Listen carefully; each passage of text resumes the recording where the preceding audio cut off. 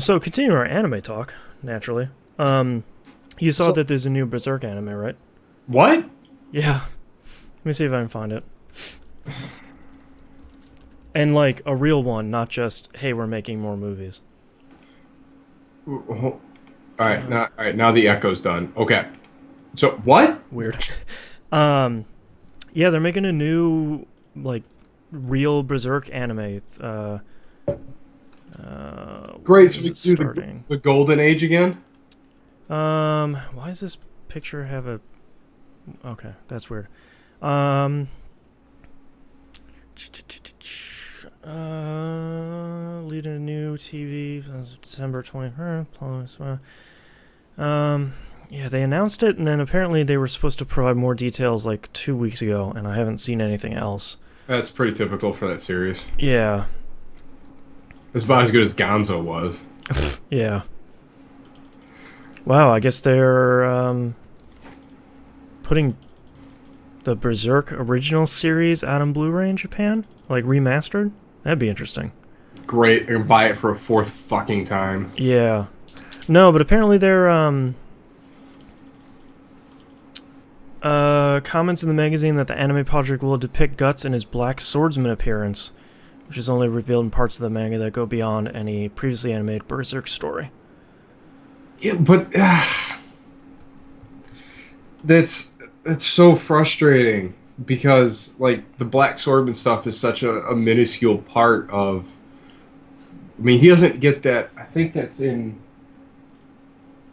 I think that issue's like late 20s where he finally gets the Berserk armor. Hmm. Wait, no. So the Black Swordsman. So that's when, all right, his beyond after the eclipse, Black Swordsman, where he has that little hut in the mountains with the blacksmith and the kid and Casca in the cave. Weird.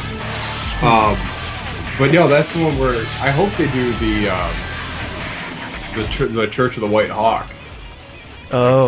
That whole arc, like after that, because there's a whole religion based around Griffin, and like there's this big Inquisition. It's fucking nuts.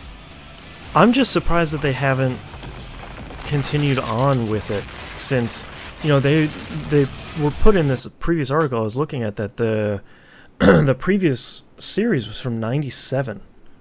I didn't realize it was so old. Oh, it was 97. Like, dude, alright, so issue 1 was 1988. Holy was the shit. first issue. Wow. And he hasn't released anything in like 2 years as far as the manga's concerned. But 88 to 2014, like that's insane. God. And only 37 issues. I mean, the good thing about Berserk is that the art is just so detailed. It's so fucking good. I hope it gets into the Kashuran Empire, because that's when it gets hella weird. Man, I think the great part about it is that there's so much more for them to animate. Oh yeah, and so much more of it gets better. Like it's, oh man, it's like watching. Like I would say the closest thing that would compare to Berserk as far as a main character never really catching a break would be Invincible. Oh yeah, because that kid, man, Mark Grayson. Dude. Just every turn. Dude. As soon as you think it's going to slow down, it's just like another kick in the nuts. I don't know, but I think there are some things that happen in that. I've read like all 37 issues and a few like the one shots that were released in Japan. Like I still don't know how Zod loses that damn horn. I still don't. The great Berserk mystery. Yeah. But yeah, it's, I don't know.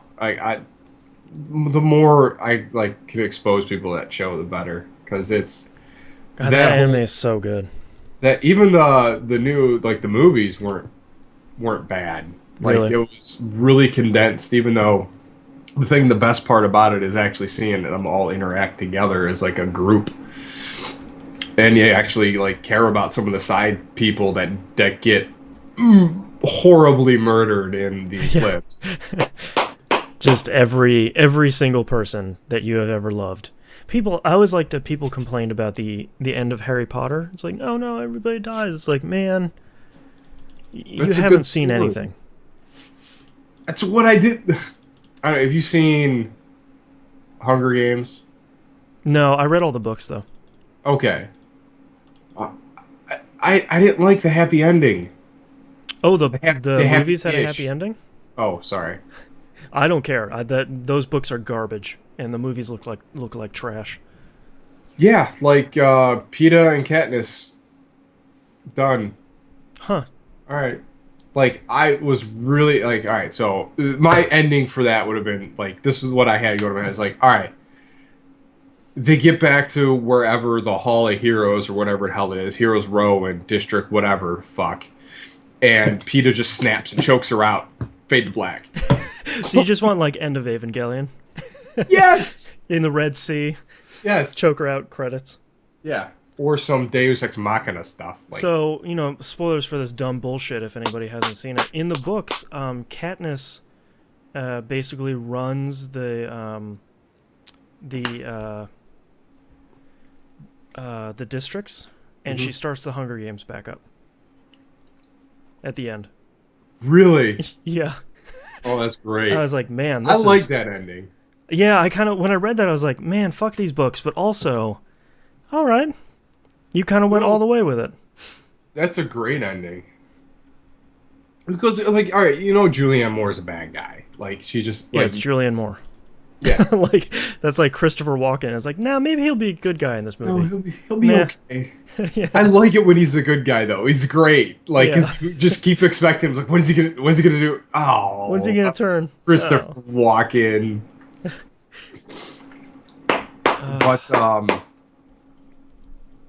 But yeah, did you see anything fun over the week? Oh, I finally saw Hateful Eight. Oh, how was that? It was good. It was like a Western Reservoir Dogs. Okay, I can get Like, behind that. it I want to was- see that. It was good. Kurt Russell had the best moment I think I've ever seen. He gets in this argument and he gets real mad. He always got that giant mustache and he punctuates the end of his sentence. He grabs both and goes. it was just so I want to see that so badly because it looks like a real slow burn. For like, I heard it's a is. slow burn for the first half. Some shit happens, the intermission happens, and then the rest of the movie. Yeah, well, the intermission, like you see the lead up to why we're in the situation we're in. But, goddamn, Samuel L. Jackson could carry a movie. Oh He yeah. is outstanding in this. My wife and I tried to go see Star Wars and couldn't get tickets, so we went to go see Sisters. How could you not get tickets? Everywhere around here, bro. That's so weird. I know. But we went to go see Sisters, which was really great. John Cena carried that movie. Really? Yeah. He's a surprising comedic debut from John Cena.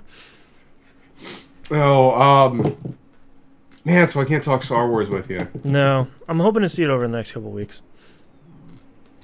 I mean, All pretty right. soon it's just going to be out on Blu-ray, so I'll just pick it up then. I'm glad your excitement's at a fever pitch. Yes, very much. Better get this episode over so I can go watch Star Wars. No, I mean, I saw it twice, and both times it was maybe with 30 people. Really? Yeah. When we went to go see Sisters, there was a group of 4 elderly people behind us. It was like 2 couples, and one woman was pretty sassy throughout the entire movie. It was pretty great. Tina Fey at one point is like, "Oh, I was gonna mail you a letter, but I couldn't find any stamps because apparently they don't make those anymore." And the lady behind us was like, "Pff, "Yeah." It's just like, I love when there's a good audience. yeah. And she was upset at the number of trailers that was before the movie, which I am in the camp of please give me more trailers. Oh, I'm okay with trailers. I don't want commercials. No, there were very few commercials, and it was funny because, like, there were like 10 trailers. There was a lot, About halfway through, comes with that green screen for another trail, and the lady goes, "Okay, that's enough." It's just like, and then they had this.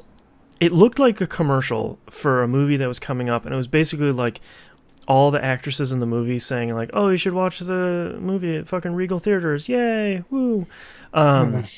And then she's like, "Well, I would, but it didn't show me anything about the movie." And then they play the trailer right after that, and she goes, "Pfft, whatever." She's like, "Jesus, lady, what can I do to make you happy?" Oh man, some people are just miserable. You Californians. That's why you go see Sisters, apparently, just to be miserable. Yeah, you go into a comedy just to be pissed off. Yeah. Man, I'll find this funny. These your shenanigans. Life must be horrible. Yeah. Oh, okay. What else happened? Oh, I upgraded the projector downstairs. Nice. Got a brand new one? Yes, it did. Shout out to Audio Generals. Like they are the best customer service I ever had. Wow. Like, so I put the order in, and they're like, well, and I fucked up putting the address in. I just put C for the street. Just figured it auto-populated, just didn't pay attention. Naturally. So they call up and they're like, hey, so I know 180C is in a street, so can you straighten this out? I'm like, oh yeah, no problem. So anyway, we're talking. He's like, okay, so it just out of curiosity, why did you pick this particular model? I was like, well, it's LED laser combo, and I figured it's like, but it's short throw, and I'm like, what does that matter? It's like, oh no, well, it needs to be on center and about 2 feet off the screen. I'm like, so it's gonna be hanging in the middle of the room. He's like, well, what are you using it for? Like I have my home theater set up. He's like, yeah, this isn't gonna work for you, dude. Yeah, that's not those projectors are super cool, but not what you need. Oh yeah, he's like, well, unless you were gonna do like a rear projection. I started thinking, I was like, all right, I can knock down this wall, and so I am fully committed. I like that you go the opposite way instead of like, oh, maybe I should just get a different one. You're like, if I could just knock down this wall. Yeah, I have all that spare space. No, what's even better? So like, I'm kind of having this thought out loud, and the guy's like, dude, there are other projectors that will do this. He's the good angel on your shoulder. So I'm like, okay, I'll bite. What do you recommend? And he's like, all right. So out of the things that we sell, the ones that I have seen that's an LED is this Optima LED HD 91 Plus. And I was like, I like the Plus. All right. So what's plus between the 18 or then whatever 91? He's like, I don't know, but it's just a cool name. But it is the 2015 model of the one that came out 2 years ago, and it is stellar. I'm like, all right. So I'll take your word for it. And they always like, does it have horizontal lens shift and vertical shift? He's like, yes. So how much is this? So the one I originally picked, like after tax and everything, would have been like 4,000. Mm-hmm. And he's like, well, it's like 3,300. I'm like, oh. So you just saved me $700. This is only a benefit. So, okay, let's do it. He's like, okay, well, what's your ceiling mount? Or what's your, like, how are you? Oh, right. I was like, well, it's got a generic ceiling mount. He's like, okay, we sell one that's really cool. And it's, I'm really sorry, but it's like $60. I was like, what? Throw that in too. Bitch, please, that's a video game. Like, what are you doing here? Yeah. It's like, all right. So we're okay with this order, and after everything's said and done, it was like $3,500. I'm like, all right, that's sweet. reasonable. So I am like $400 or $500 under what I was expecting to spend already. It's like, I can't lose. And he saved you from buying something wrong that you would have had to have returned. I know, like I have never had that experience with like anyone like in like audiovisual, because most people don't know what the hell they're talking about. Or they're just like, yeah, it should be fine, whatever. Yeah, good luck, bro. Good luck, bro. Mm-hmm. So about 2 hours goes by, and I get another phone call from the guy. I'm like, oh no. He's like, hey, apparently I have to call your bank, and we got to do a three-way call to verify this you and your card for because of the amount of money. Is. Oh yeah, sure, no problem. Call me in. Yeah. And so we get on in the three-way call with my bank, like Huntington, and they're like, okay, could you please verify your social? I'm like, what? Can All you? right, so we're in a three-way phone call, and you just want me to blurt out my social. Yeah, like that's not how that works. He's like, okay, well, how about I give you my account number? Yeah. And so like Eric, earmuffs, blah blah blah blah blah blah blah. And then gave out my she's like, okay, so and you're at blah blah blah address that is yes. Okay, you're good to go. I'm like, and then it was like, all right, well, okay, we're good, process through, and it's like, okay, so we can end this three-way call. It's like, okay. And then I hear she's like, okay, bye. And then you just hear Eric go, he's like, I am so sorry. I don't understand why we even had to do that. And I cannot believe they asked you just to blurt out your social security number. This guy is having the most interesting day ever, and he's just like, oh, what is happening? It was like, that was weird, right? He's like, yeah, it was really weird. And it's a national chain. I don't understand why they would do that. That is weird. So anyway, open it up, and I'm like, giddy. So, and it was free 2-day shipping. Holy crap. I was like, what? He's like, so I was fully expecting to wait a week for it. Well, actually, no, I put expedited shipping on it. And he's like, well, where are you? I'm like, oh, I'm in Cleveland.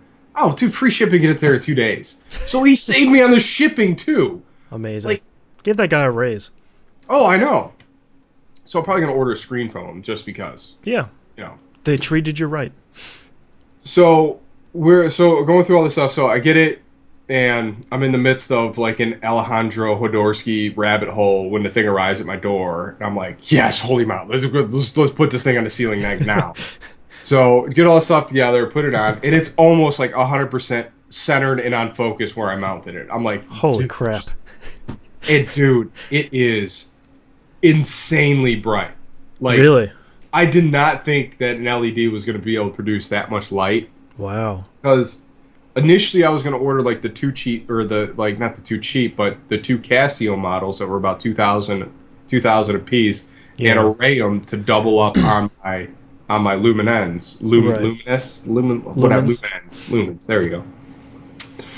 So I was going to go like whole hog, like crazy array setup and blah blah blah in this. So this thing, like I literally had to turn the lamp to 50% power. Holy crap. Man. Because it's blinding, and like Scott and his wife came over for a weekend, and even like women don't notice things like that. Even his wife's like, wow, like it's 1080p, 60 hertz, like it is. That's ridiculous. What you want. Yeah, and that's a good price. I feel like someone might write in or leave a comment on this video being like, I can't believe you'd spend that much on a projector. The thing is like, when you spend that much on a projector, it can last you like 10 years, especially an LED one. 20,000 hours. Like yeah. I was replacing a lamp at least once to twice a year on my Sony. Yeah. So you make that money back.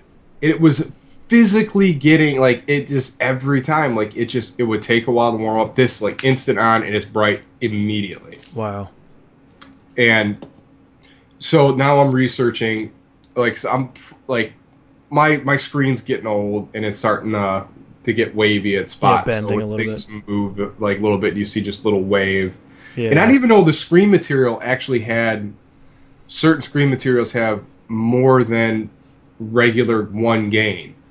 Like there's screens that go up to like 1.5 gain, which it's like highly reflective. Huh. I didn't know that. So I'm looking at getting a fixed screen. I think it was 1.1 gain for. I don't know if I have enough distance to get like a full 120, which is fucking stupid. It's stupid big. It is stupid big. So good thing I bought that extra Xbox One because now that's downstairs, and with Cloud Save, it doesn't matter which room I am, I just Oh, fire up nice. anything, and all my stuff's there. Oh man. Um, but yeah, so I'm thinking about attempting to do the like a curved screen. Um, Oh, okay.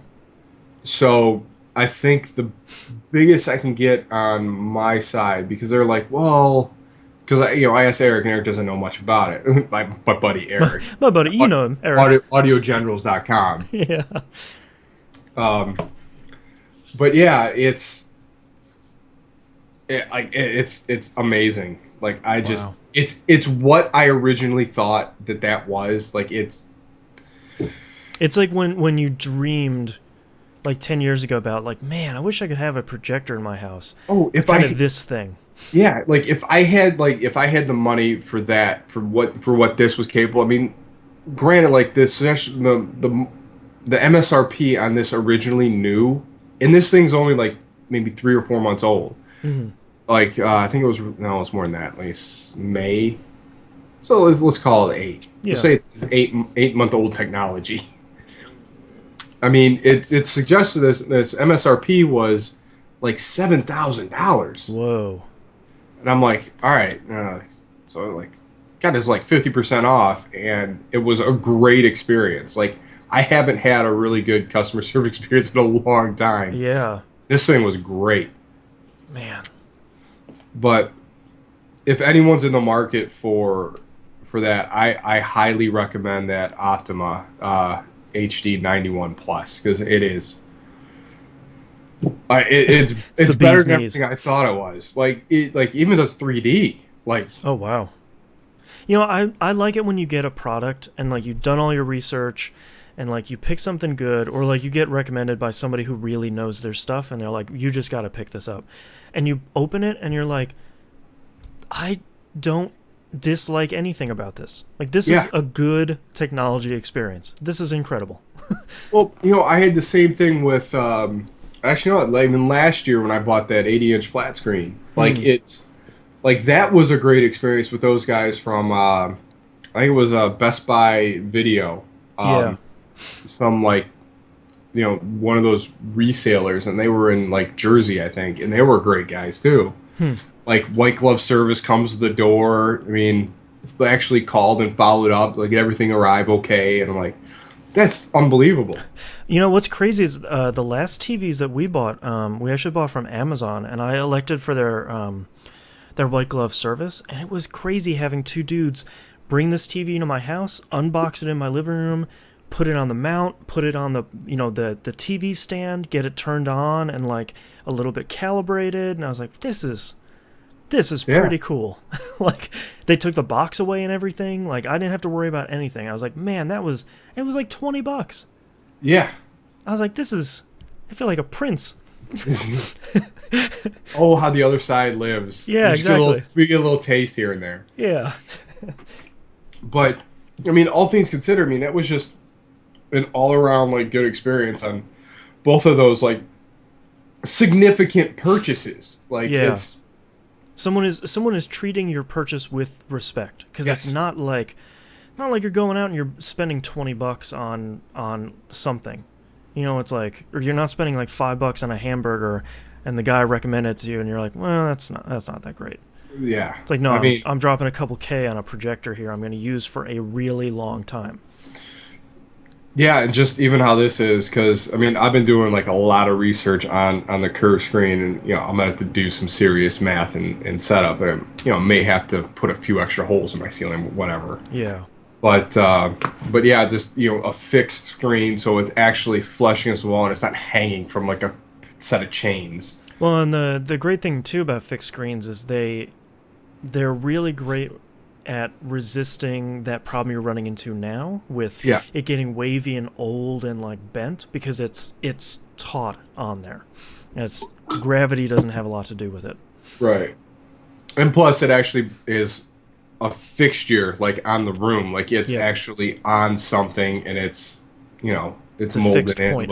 looks nice, and Yeah. it's man. Man. I just wish you still live in Ohio so you could see it. 'Cause Yeah. it's I'd be over. it's Like I watched. First thing I did was throw Speed Racer on it, and it Oh, of is. course.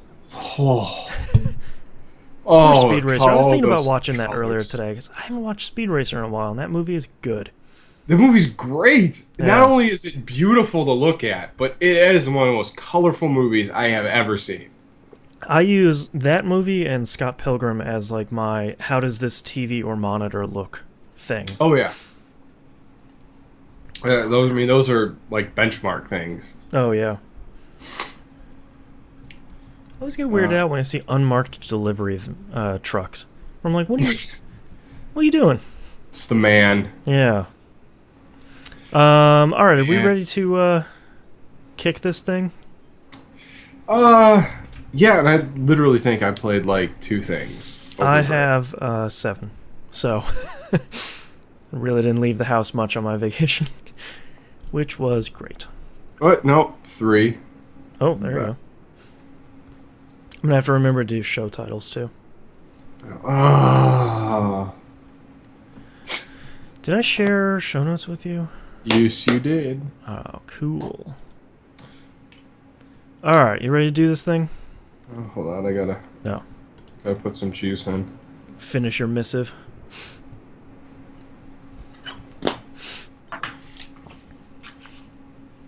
All right, let's see Oh, what's here.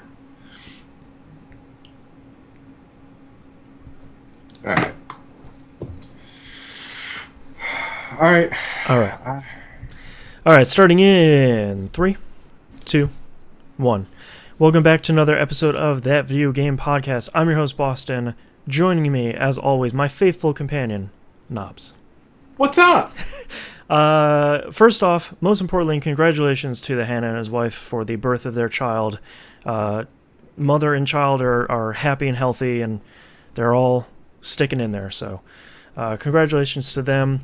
Also, I think that there's a new game club game that was decided. Correct? Question mark. Oh, it should be a Sir's Wrath. It was winning last time I saw it. Yeah. I don't know if I don't know if anybody has crowned our champion here. Yeah, it's probably gonna be a Sir's Wrath, but it looks like voting's still open, so you can go vote for Sir's Wrath if you'd like. Yeah. I've heard it's pretty good. If that wins, I will probably live stream it. Because that is a fun game. That's an experience. You never finished it, did you? No, I played like an hour, and I was like, man, this game is really good. I should finish this, and then like it went on the pile. Yeah, I mean that's another one like in the same vein. Like I think I really like the look of that game just in itself, just because it reminds me so much of the artwork from Berserk, and the Yeah. character arc is very similar to. Yeah, this dude has every reason to be this angry. Yeah. Everybody has had a bad time at everything. All right, but we're back. Hopefully everybody enjoyed the top 10 of 2015, the 2016 predictions. Congratulations to Gnarly Thotep for being most correctest 2 years in a row. So, go for the hat trick. And let's just get right back into it, Knobs, with what have you been playing? We're going to cover like 3 weeks here, so... 3 weeks. So apparently, according to my calculations, I have played one per week. There you go. Good average. So Monday night game night still going strong. Still a good group playing Battlefront. We had kind of salty with it a few times over break, but the last few outings have been a lot of fun, and we seem to. I think the hardcore people seem to have shuffled on to something else at this point. So we're back to having a good time again. They're all playing Rainbow Six Siege. Yeah, I hope, because. Man, there for a while it was really frustrating. Yeah. But yeah. So during the course of the break, I had toppled the Hannah's high score on Lumines. Now that he's not here to defend himself. You're right. Which I played a ton, and then I re-upped it twice. Ooh. So I'm knocking on the door of the guy that's above us. I think I'm like. Maybe 200,000 behind him. Who is above you? Is it someone from the community? Yeah, but I don't have my veto. Can never remember the name. Yeah, I can't remember. I don't want to call him the Duke. The Duke, yeah. yeah, the ace in the hole, as it were, for Lumines. So Yeah, the regular. yeah, so I've been kind of just, and I'm still playing it. Like it's one of those things. Like if something's going on, I'm just kind of like I watched that whole Making a Murder when Hmm. I'm sitting here watching. I don't know if you watched that yet. No, Oh, my wife and oh, I are watching NCIS, so there's 12 well, this seasons of is that. this is real life Yeah. NCIS, and it's oh Yeah. man, those poor hillbillies. Um, but anyway, but what I played mostly and what I really want to talk about is I was like in this this whole break, like I didn't know anything I wanted to play, and I finally was like, you know what? I've had Handsome Jack's collection sitting around here for too long. Hmm. I might as well throw it in and play the only thing on that disc that I have not played, which is the pre-sequel. Ah. Um, so I don't know at what point or what part of the DLC where now this is the only way I could certain you should ever play this game is one of the additional characters is Handsome Jack. Oh. It's Oh. Right. They did do that. It was like the. it's Isn't it like a adopt clone? no it's he described he's like I think Roland asked him he's like hey what is your real name well it rhymes with Jimothy like and then you find some audio logs of the whole thing and how it happened but the whole doppelganger gag hasn't gotten old the entire time playing this because it Really? is hilarious. Oh man. Like Handsome Jack sitting there is like, man, it's distracting talking. You're so pretty. Like it's and it's just it's fantastic. Like it is like I'm like, all right, I'm all in now. Like Yeah. it's just It. it pulled me back in because the dialogue with Kinda Jack is hilarious. And Handsome Jack's skill is even better. So you get these digitized versions of Jacks called Digijacks Of course. that just like lay waste to everything going on. It's like having two mobile turrets. Oh Like they're wow. just they're Nova blasting and just they do work. Like you hop in a room and it's like the best way to play by yourself because now you're not alone. Yeah. Because now you can spawn these other two characters that are going to help you significantly on your playthrough. Yeah. Um, in Helios, oh my gosh, when you recognize things that you saw in the in Tales from the Borderlands, like these arenas and areas were actually the same things. Oh, interesting. It's great. I never made it far enough in pre-sequel to run into any of that stuff. Oh, you spent a lot of time up on Helios, and Okay. it's really fun. Hmm. And all the stuff that goes on, and I I really hope you play it. Like I really hope. Did Yeah, you my buy the wife and I Handsome have Jack been. collection? Yeah, we picked up the Handsome Collection when it came out, and my wife and I played. We got to the same part that we always do, where you're like hunting down the Merif at the very beginning, and we're Yeah. kind of like, eh. Once you get past that, because after you do the Marif thing, then you work your way back up to Helios, Oh, okay. and seeing Moxie's alternate identity was even, or Moxie like unsheathed, like her Oh, drops her persona. You catch her in the back room, like tinkering on stuff. Oh, and like her accent changed. You're like, wait, you can't tell anyone you saw me like this. yeah. We've been meaning to get back to it because we haven't played anything together for a while, but I don't know. Just the beginning of that game is just leaves such a Oh, bad impression. oh, it does nothing but get better. Okay. And like once I got under where I was frustrated was even before the Marif stuff was jumping the moon zoomy over that canyon, and I just could Oh, not do it. we had a lot of trouble doing that the first time when we played it on 360, but for Yeah. some reason I picked it up on PS4 and played it first time over. I was like, Oh yeah. okay, we're good. Yeah, I did it no problem. And then even with playing it on the Xbox One, like I think it carried all my badass tokens from the previous one. I had like 1,500 to spend Yeah, right from the rip.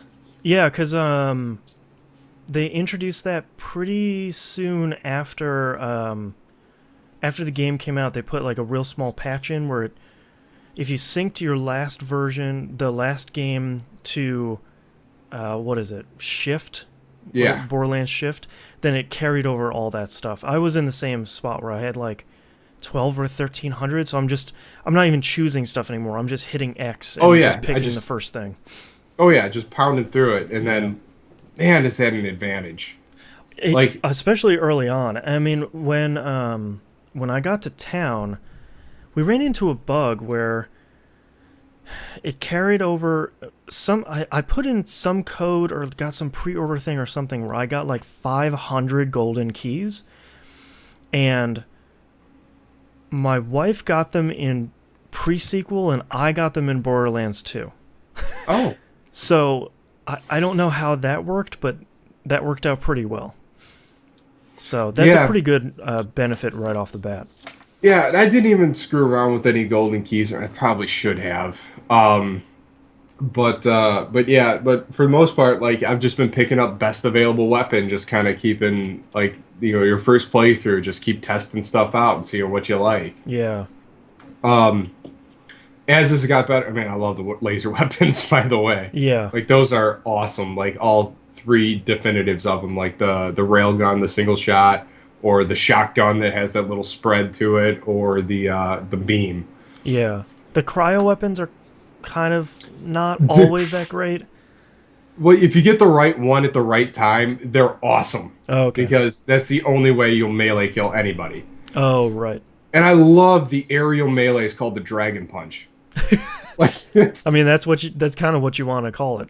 yeah, it's great. So been doing all that stuff and just banging out. Like I did all the I cleaned out all the side missions on Helios because I was way under leveled. I was just beelining the story, Yeah. and so it was making it really hard on myself by not grinding out the extra experience and the levels and the health and stuff. So and not getting like the better weapons because I was under leveled for them. Yeah. Like I was in areas where every drop was out leveled, like every drop out leveled my current level. I'm like, this is getting Yeah, old. that's a pretty good sign. That's like, well, maybe I should take a break. But even with like, because it was tough, but I had the Digijacks making everything easy, and I totally picked the wrong tree to go down because I took the middle tree, and after I started pumping stuff into it, I'm like, oh, I have a chance to throw a badass Digijack, and I just want to see that. Oh, yeah. It's easy to respec in that game though, right? Isn't it? I haven't seen anywhere to respec. I thought you do it at the new U stations. I haven't seen the new U station yet. That's weird. I don't know, maybe they changed it. So I don't know where that happens or where I need to go with that, but maybe if we'll probably do a new game plus just to see what loot we gotta hunt. But Yeah. the man, what happens on Helios is awesome. Oh, I meant to ask you, have you been using the weapon grinders, or whatever they're called, where you can No, combine weapons? haven't done those. I've only found one of them. I've heard those are really powerful. If you toss in just a bunch of either bad stuff, you can get something okay, or good stuff and you get something really great. It might not be great for lower levels though. I think there's one in Moxie's bar, but I haven't been there. Okay. Oh my god, the class mods for Jack are great. Really? Like misguided protagonist, CEO of filth, like all these really bad names. And they're awesome. Just you watch yourself level up and you notice like what? That's great. But you get all this extra. It's all these little nuggets that we love from Borderlands that you find out how that crazy dude saved Jack's AI, or Oh, right.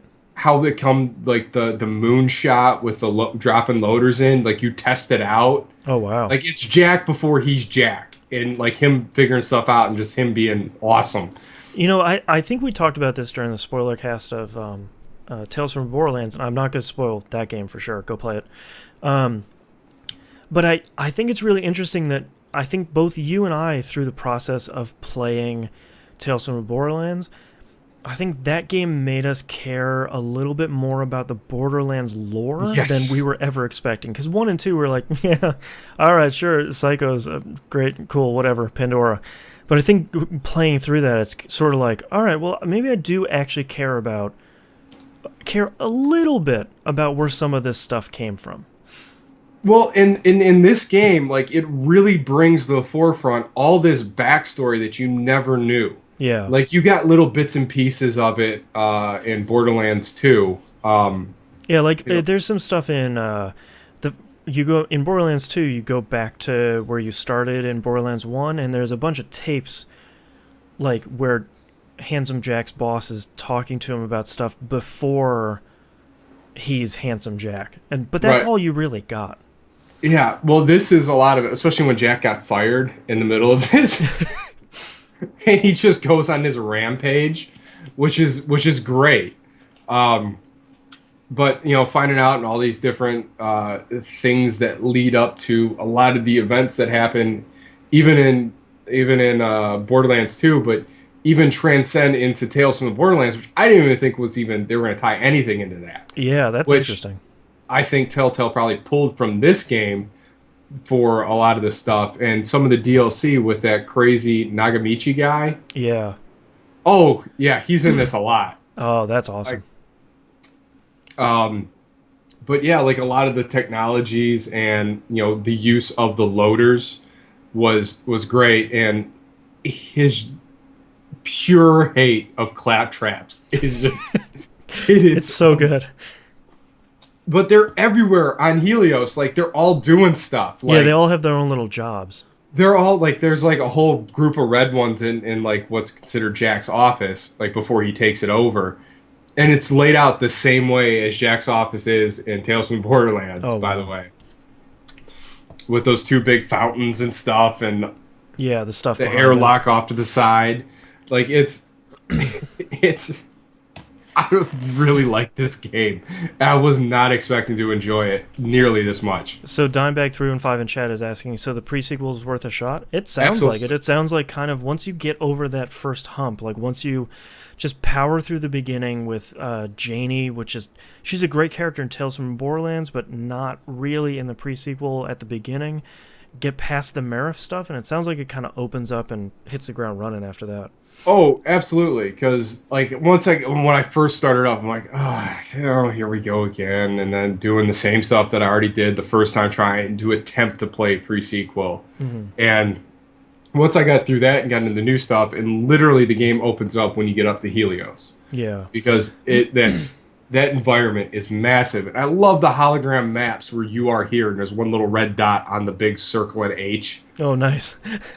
And they're everywhere, too. Like, you're like, okay, where? Oh, all right, I know where this is. Huh. Man, we'll have to get back onto that. That sounds like something good to play here. Oh, yeah. And the Meg joke is priceless. Really? Oh, my gosh. Like, it's a Family Guy joke crossed with a Star Wars reference. Oh, wow. Like, it is fantastic. That's impressive. Anything else you played? No, as I'm trying to think because I've literally been playing this almost nonstop for the last 3 or 4 days. Yeah. Like, I've sunk a lot of time into it, and, like, I haven't finished up. Like, I think I'm on the home stretch, like, right now. Mm. So I'm kind of itching to get back down and finish and see how. You still haven't saw his face get mangled yet. Oh, okay. Which now, after seeing one of the main villains that you run into, I'm like, all right, I think I know what happened. I think I see what's coming here. I think I know why his face is covered now, but it's easy. I need to know. Man, I just can't believe how good it is. Yeah. Like, it's like there's all these little nuggets to dig into on here. Yeah. Outside of the Cockney kid got a little annoying. Oh. And of course there's a swearing gun in it, which is naturally priceless. It is. That's a fun weapon. But yeah, go like I strongly recommend playing this game because this would have been way up on my list if I had played it last year. Wow. All right, let's talk about. I've played a lot of games over this break. I finished The Witcher 3. Okay. I I want to talk about the ending, but I'm going to do it in a way that isn't a spoiler. So, I guess skip ahead if you're super sensitive about spoilers, but this is really not an issue. Basically, at the beginning of the game, you're tasked by someone to go find basically the main character's adoptive daughter, and the entirety of the game is you basically running one big investigation after another to go find where she is and go rescue her.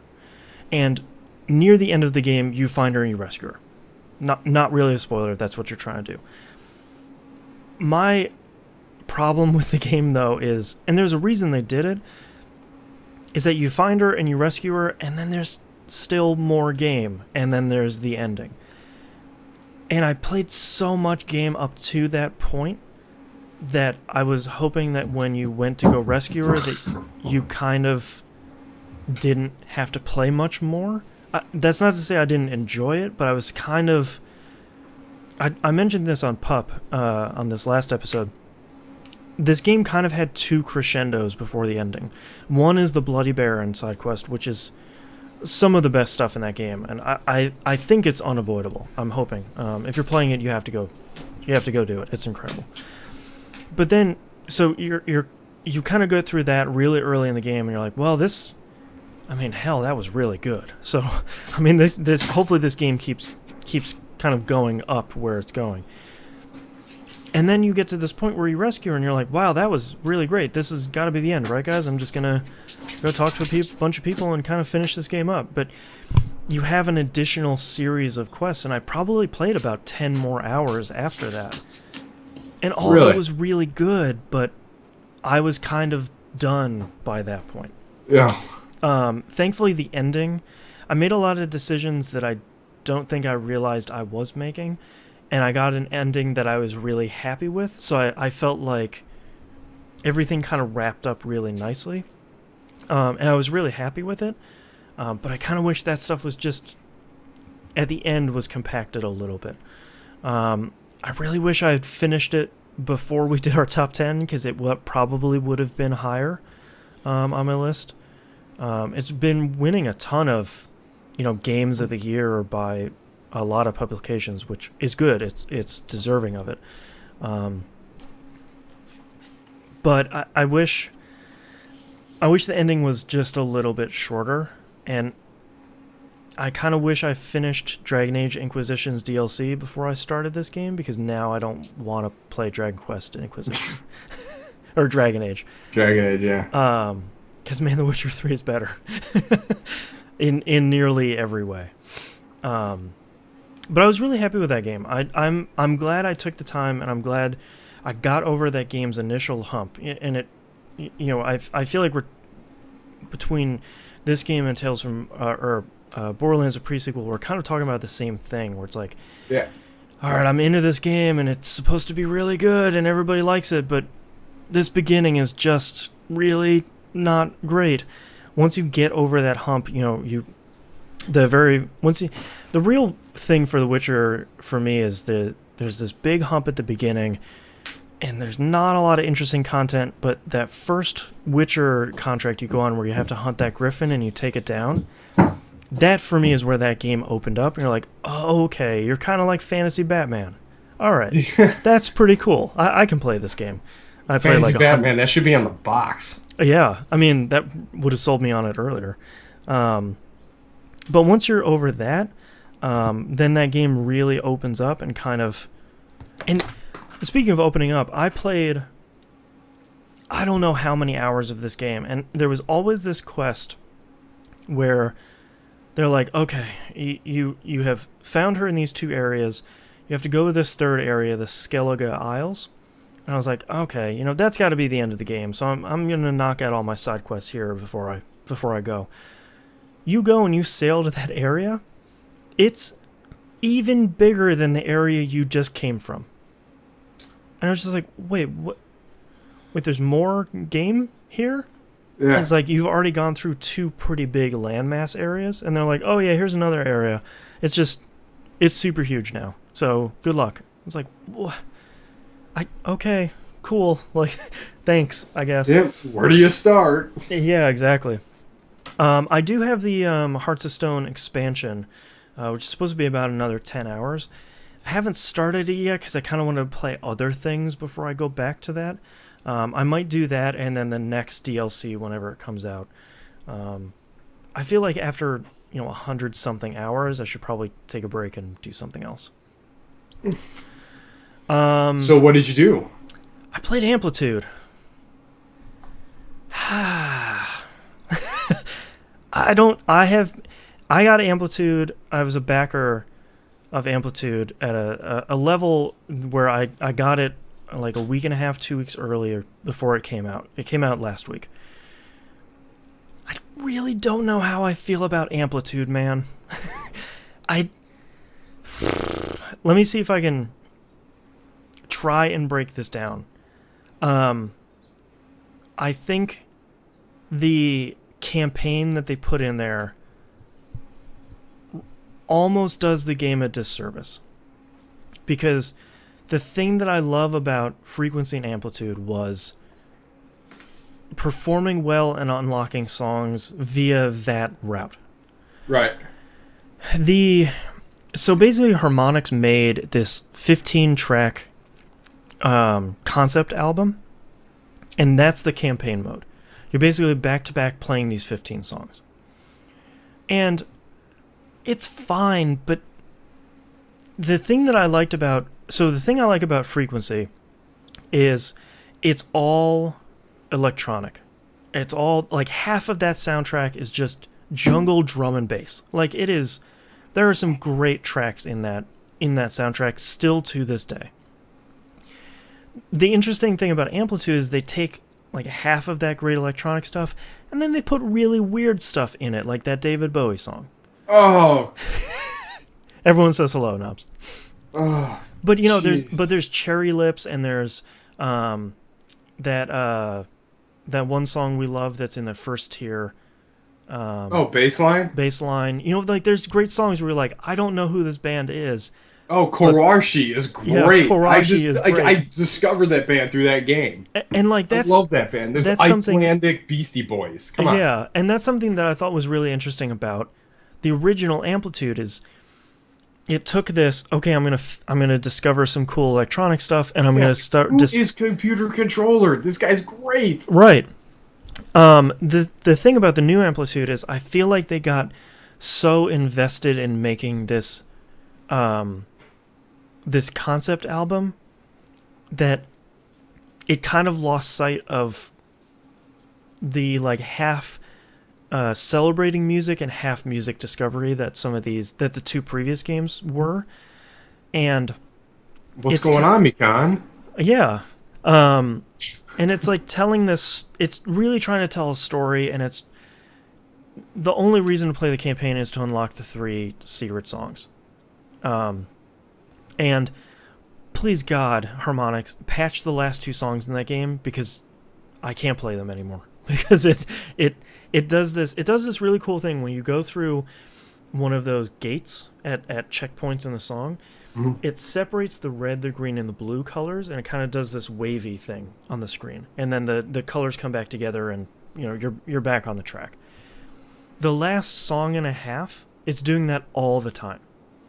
So it's incredibly difficult to play that game at that point.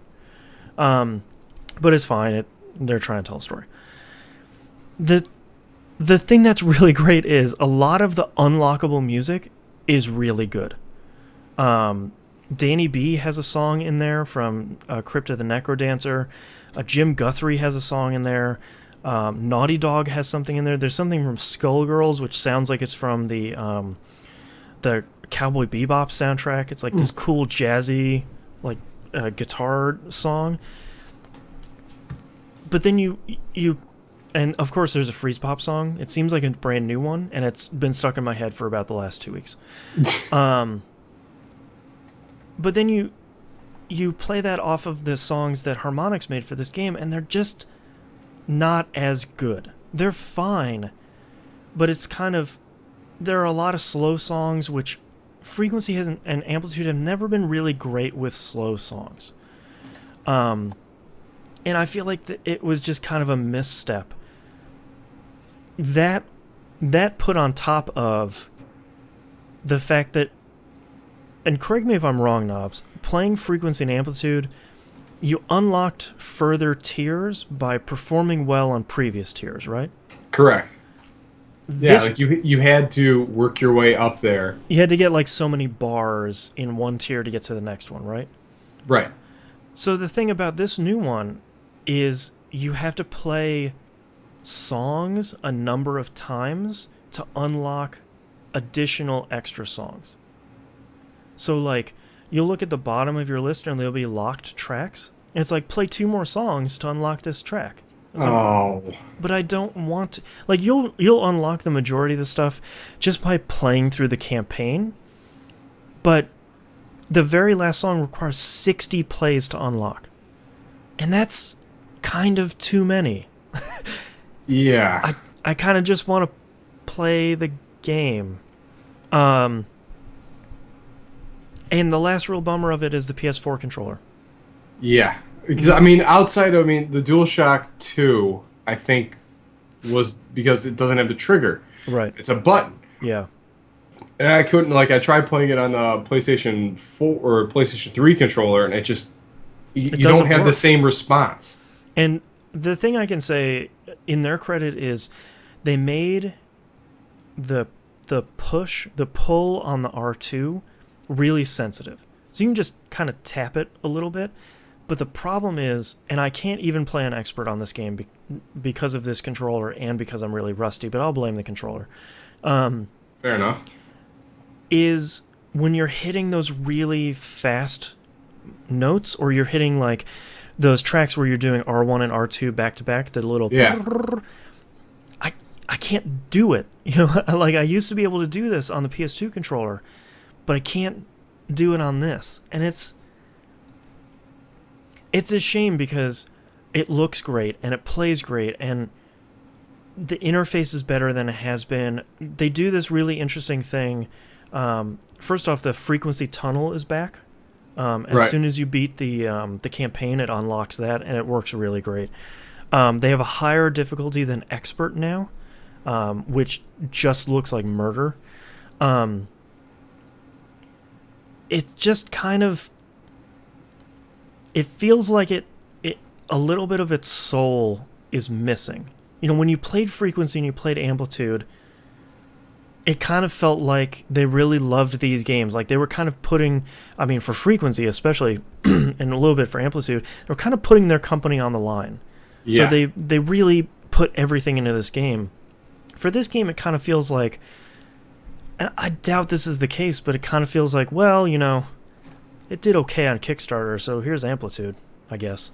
And it just needs a little bit more. I hope they patch it, and I hope they just give it a little bit of extra love. Maybe after the PS3 version is out, it just needs a little bit something, like a little bit of oomph to really kind of resolve some of its issues. When it clicks, it's really great. You know, when you're playing a freeze pop song in one of these games and it plays, when you're getting into it, it plays really great. Oh, the one thing I forgot to mention is they have it turned on by default and you can turn it off, where switching between tracks with the D-pad works a little bit differently, where let's say you're playing like one of the drum tracks and the vocal track is open, but there's nothing in between. Hitting right on the D-pad will scoot you all the way over to the next track you're supposed to play. Oh, so you don't have to go all the way to the right. You just, boom. Right. You loop around.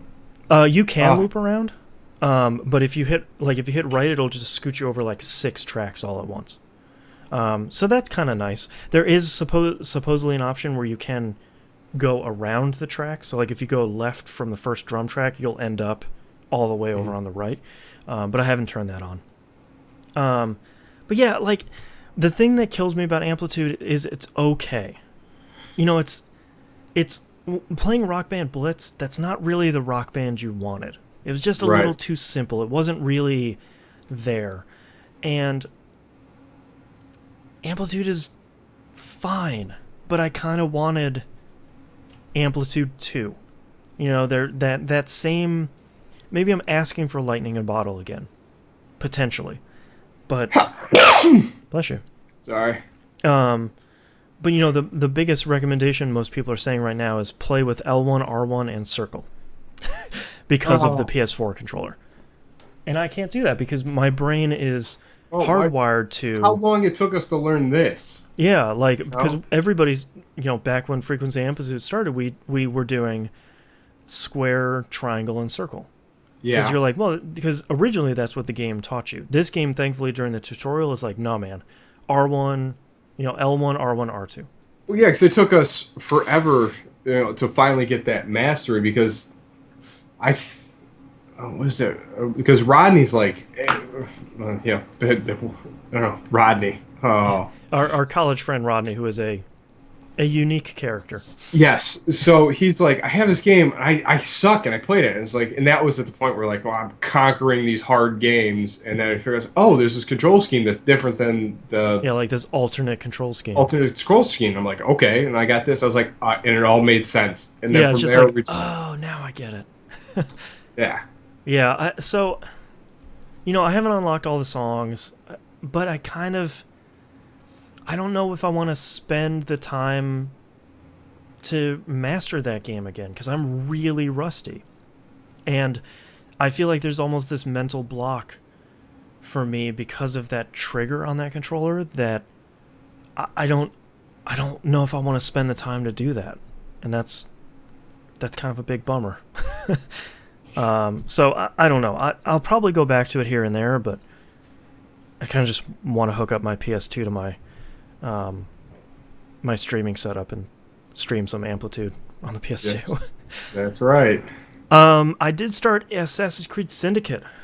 I purchased that because Knobs loved it so much in 2015. And I think, first off, so I've only played like past the tutorial section. So like basically as soon as the game takes off the training wheels and it's like, all right, just here's a burrows, go crazy. I have to say I really like that Sean and that lady whose name I always forget. The like your two handlers that have been there, like they're the only people that have survived in the Assassins, is like this cocky British guy and this tech lady. Yeah. I like that they're basically the main characters at this point. Mm-hmm. I like that it starts out with them. What I think is really crazy, and I didn't realize this about other Assassin's Creed games until I started this game, I think this might be the first Assassin's Creed game in a long time that has given you a tutorial. Yes. Because like if you think back to Black Flag and you think, well, I don't think you played Unity, but it's very much the same thing where, you know, Black Flag and Unity start the same way, where it's like, all right, you're in it, chase this guy, and it's like, what how do I chase again? Like, I'm holding down some of these buttons. Great part about Syndicate is it just leaves you in an empty warehouse building and says, get from this side of the building to the other side of the building, and here are the buttons. And there are no enemies to fight, there's nobody to chase, that stuff comes later. But that's what Assassin's Creed has needed for so long, because you play it and you're like, okay, wait, how do I... No, wait, that climbs up stuff. No, okay, now this climbs down stuff. Okay, I'm good now. All right, let's go kill stuff. Yeah. And I really respected that. And I think this might be the fastest game start to Piece of Eden in any Assassin's Creed game, because you play as Jacob, who sucks. And you do his dumb stuff because he sucks, and then it brings you over to Evie, who's pretty cool, and then you play as her for a little bit, and basically you're like, oh, hey, there's the Piece of Eden. Cool. They're experimenting on it. I was like, what? Yeah. Cool. That's supposed to be the end. But I feel like, you know, they introduced this sneaking thing in this game where on the PS4, you hit X and you basically hunker down and like you put your hood up, your assassin's hood, Yeah. and you move pretty quickly, but you're kind of, it's almost playing like Metal Gear Solid where you're kind of down and you're hunkered down or you're sneaking around. I like that a lot because I feel like they not only did that, but they also did like the ghosty, hey, that's where that guy was before, sort of disappearing thing. I feel like all of that, one of the first things it asks you to do is you're killing this scientist for the Piece of Eden, and one of the things is air assassinate him for the optional objective. And I like the optional objectives. That gave you a different way that you would go about in all these. Like almost all of them have an alternate way to do all that stuff. Like almost every mission does. And that sounds great because like this first one, they say once you get into the area where he is, they say, all right, air assassinate him. And you look down, he's in this sort of research pit, and you can see this grid work above him, and you're like, well, that has to be the way to do this. And they designed the level in such a way where you're like, okay, so I can probably just swing all the way around here, kind of get up that scaffolding, and then kind of go here. And this is the first Assassin's Creed game in a while where I've gone into it, and that has actually worked. And I was able to like sneak up on enemies and whistle and get them near me, and I was able to clear through this area of, slowly but surely, get up there, air assassinate this guy, and get out. And I was like, yes, Assassin's Creed. Like, you're back, brother. Come on. Yeah, I feel like this one got missed by a lot of people too, because Black Flag kind of pulled me back in a little bit, but I was still kind of like doing like tired of the Assassin's Creed formula. But this one did enough stuff differently and gave me like those options were more like, yes, I'll take on that challenge and try and do it this way. Yeah, it is like a little, instead of, some of the optional missions in, even Black Flag where it's like, all right, trail these guys, but don't get seen and kill everybody. It's like, well, I don't care. Yeah. Like, I don't want to tail anybody. This is the worst. But I feel like that is going to add a little bit of extra stuff to it that I kind of like. And I totally forgot that they pulled the, like, white screen, let's talk to the dead person as they're dying thing. They pulled that out of Unity and they put it back in Syndicate. Yeah. And that stuff's great and weird, and I never understand what's happening, but I like it. Oh, yeah. And then them, like, taking the little memento, the little swash of blood. Like, yeah, I was just like, why are you doing that? That's weird. All right, this is pretty cool, though. See you later. Yeah, but I thought it was really cool. Like, the thing they did a lot in this game. Like, wait till you get the poison darts. Because there's little campfires, like people hide around, like a huddle around a burn barrel. You throw a poison dart in there, it explodes, and then they all go crazy. Oh, nice. They did that a little bit in Black Flag. They had those, and they had berserk darts too. Yes. But they gave them to you so late in the game, along with like that rope thing where you could you could hang people, and it's just like, well, I know how to play this game by this point. I've been playing it for like 30 hours, so I'll just stick with what I know, I guess. But yeah, I'm excited to play that. I didn't think I would play that after playing another open world game in The Witcher 3, but I got it for so cheap on Amazon for PS4, and I was like, well, I feel like I should kind of hop into it because everybody really, really enjoys it. And if you enjoyed it after being more burnt out on the Assassin's Creed games than I was, I'm probably going to like it a lot. Because I liked Black Flag a lot. Yeah, I think you'll... man. I'm really excited for you to play through this one. Cause, like, once... Like, did you do, like, the big train heist already? I think it was pretty early on. Yeah, that's, like, part of the tutorial stuff, yeah. And that stuff was great, where it's Assassin's Creed doesn't need, like, really big, action-y set-piece stuff.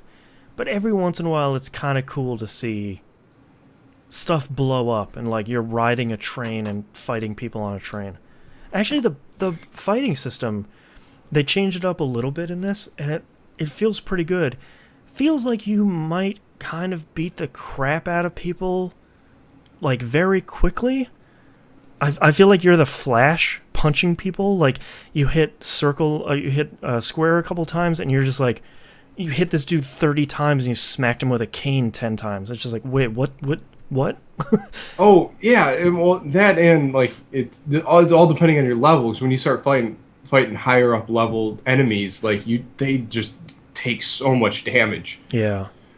But I do like the environment's a little more involved. Like you're slamming them against walls and Yeah. it's It feels bouncing a their little heads bit off of stuff. like what Sleeping Dogs would do. Yes. Yeah, it feels really good, and I'm excited to play an Assassin's Creed game where I got through the tutorial without thinking like, oh god, this again. Because like Unity starts off with this cutscene, and then you're chasing after a dude, and it's just like I don't even, you changed the controls on me, like I don't even know, and then I failed because I'm too far away. Like so I don't know. I have high hopes. I'm really enjoying it. I've had a pretty crummy last couple weeks, so I'm playing Diablo 3 on the PS4 again. You know, it's one of those things where it's like, I just need a comfort food game. Mm-hmm. Let's play Diablo 3. And they keep putting out more patches, man. There's one that's coming out this week, patch 2.4, that introduces 3 new areas. What? And like one brand new huge zone. And I was just like, what? How they Blizzard. put the Herodric Cube in the last patch. And it's just like, what? Is this still, like, this is like one of the best values in gaming at this point. You know, it's like picking up the orange box on the 360, where it's like, yeah, it's $60. You know, like $240 worth of amazing games here. Also, don't forget it has Portal. That game's great. Yeah. It's, you know, Diablo 3 was great, and it was dragged down by a lot of bad design decisions. Not just the Real Money Auction House. There were other things. But man, putting Reaper of Souls in there, and then everything they've put in there since has just been kind of like, all right, yeah, that makes the game more fun. Or it's like a quality of life thing where it's like, all right, you're giving me more tabs in my stash. Great. I need those. I'm pretty full up. Diablo 3 is still really good. If anybody listening hasn't played Diablo 3, go play Diablo 3. It's like $10. Your PC can play it. If not, the PS4 and the Xbox One versions are really good. It plays well with the controller. They're taking some of the features from the console version and putting it in the PC version now. Like those kill streaks and like the destroying stuff streaks. Oh, yeah. They're picking that stuff and putting in the PC version, which is that great. stuff wasn't in the PC version? No, I totally didn't even realize. That's bizarre. Yeah. So, man, Diablo 3. I'm getting close to platinuming that game, though. I just need a level 70, hit level 70 with 2 more characters. So, oh man, that game's good. Played and live streamed and put a bunch of stuff on YouTube for Binding of Isaac Afterbirth more. Still unlocking more stuff. I got half of the stuff unlocked in that game. If you haven't been watching my stuff, just go check out bostonhannon.com. It just brings you to my YouTube channel. Please subscribe. I love you. I started Undertale. I talked a bit about that on Pup. So I'm not going to dive into that too much because I just realized how long we've been recording. I like Undertale a lot, and I understand why people hate it. I feel like it's one of those... I feel like it's kind of like Seinfeld, where you watch it and you get it and you think it's hilarious, or you watch it and you're like, why would somebody get into this situation? Like, who cares that much about Ovaltine? Like, why are they talking about Ovaltine so much? Why are they still waiting for a table at a Chinese restaurant? Right, like, aren't there other restaurants? Why are they arguing about this button? Right, like, right. It's that sort of thing where, like, I feel like if you play Undertale and you really like it, you're like me, you're sort of like, all right, this is charming, this is kind of quirky, there's a lot of clever stuff in here, the battle system, it's an RPG where you don't have to kill anybody, or you can if you want to play that way. But I feel like each battle is a really interesting, especially boss battles, is a really interesting thing where you're going through and you're trying to figure out how to beat this battle without killing this enemy. And a lot of them turn into like, we talked a lot about Lost Odyssey, where each boss battle turned into a puzzle because there's not really necessarily one specific way to kill the boss, but you're going to have a way easier time if you just kind of focus in on this thing. I feel like Undertale's very much the same way, where you're kind of feeling out. You're like, okay, so if I pick this option, no, that didn't work. Okay, well, if I do this thing, then I can do that thing, I can do this other thing, and then the battle's over. And then you can kind of build a narrative through each one. That's also my YouTube channel. I'm trying to stream a lot more nowadays. I've played probably about an hour and a half of that. I seem like it's supposed to be like a 6-hour game, so I'm moving pretty quickly. But I'm just kind of interested to see where that game ends up. It's interesting, and it's one of those games where you play it and you're like, well, this certainly isn't like anything else out there. Love it or hate it, it's not like, ugh, an Undertale clone. It's not like, yeah. Said no one ever. Yeah, it's like, oh, during the God of War clone days, where it's like, ugh, the geez. God of War clone. It's not one of those things where you're like, I don't know how to categorize this game. The thing it's most similar to is Earthbound in tone, where it's kind of this quirky, weird, kind of punny sort of thing. I'm having a lot of fun with it, so hopefully I'll finish that at some point. And last but not least, I finished Rise of the Tomb Raider, which I don't think I finished before the end of the year last year. You're close. Man, that's a really good game. That's like, I feel badly for Rise of the Tomb Raider, and it's coming out at the end of the month on PC. I feel really badly because it's like a solid 7 or 8. And compared to all the games that came out in 2015, everybody's playing The Witcher 3, and everyone's playing Star Wars Battlefront, and everyone's playing all these huge, massive AAA games. Rise of the Tomb Raider is just really good. It's just a game that is a really solid experience kind of the entire way through, and I kind of liked that about it. It's not the end-all be-all, like, oh my god, you have to play this game, it's the best ever. It's just, hey, you should really go play this game. If you enjoyed Tomb Raider 2013, you really need to go play this game because it fixed all the problems. It had a solid ending.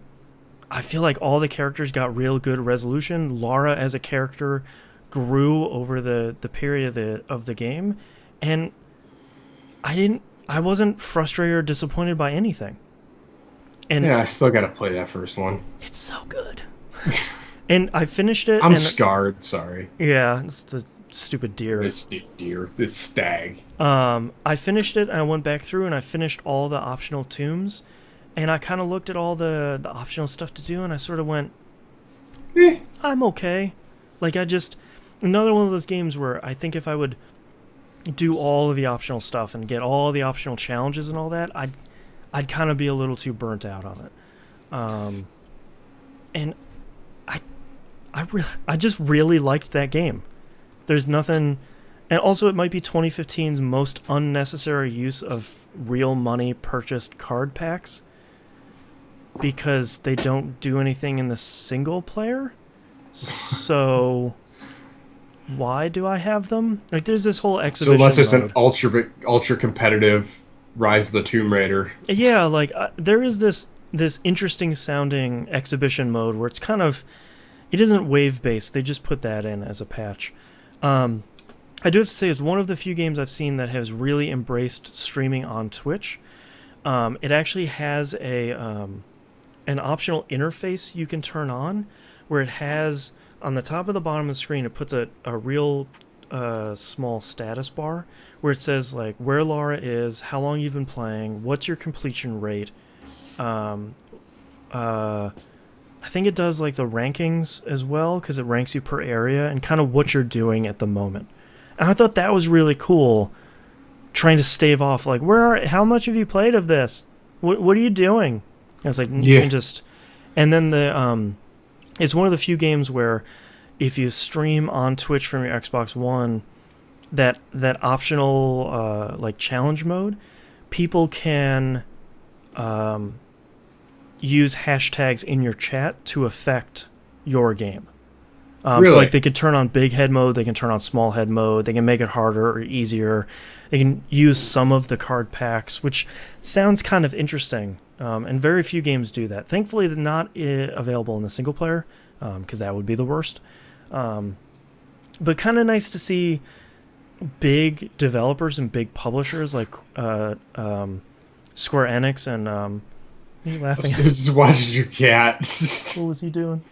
I was just curled up behind that pillow, like all of a sudden you see a leg pop out. It's, Yeah, just it's nice to see big developers and big publishers trying Twitch integration or trying to kind of be more friendly to live streamers and people that are putting videos on YouTube and stuff like that. I think that's really cool, because over the last couple of years, a lot of developers have been like, no, you can't even stream my game. Certainly can't make money off of it. Nevertheless, we're not going to help you. So it's kind of nice to see that. But that's all I played.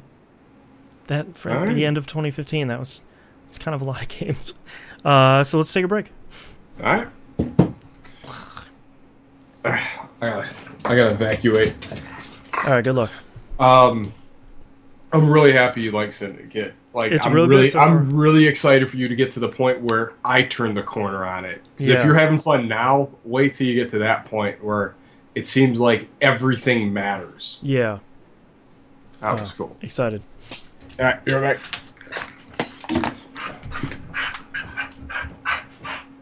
What was you made that noise? Did you get yourself stuck again? Hold on, I have to go and unstick one of my cats. Hey, buddy. Hi. There you go. That's better. Don't hurt yourself, right? You stuck on that too? You don't know how to cat? Hi, yeah. Alright, how's everyone doing in chat? Nice to see you all joining us here for our return episode in 2016. I greatly appreciate it. And it's nice to see you again.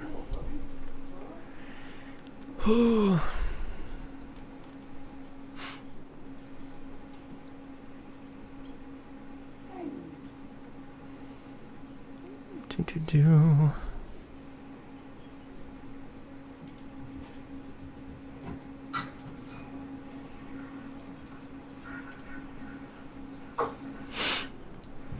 Okay.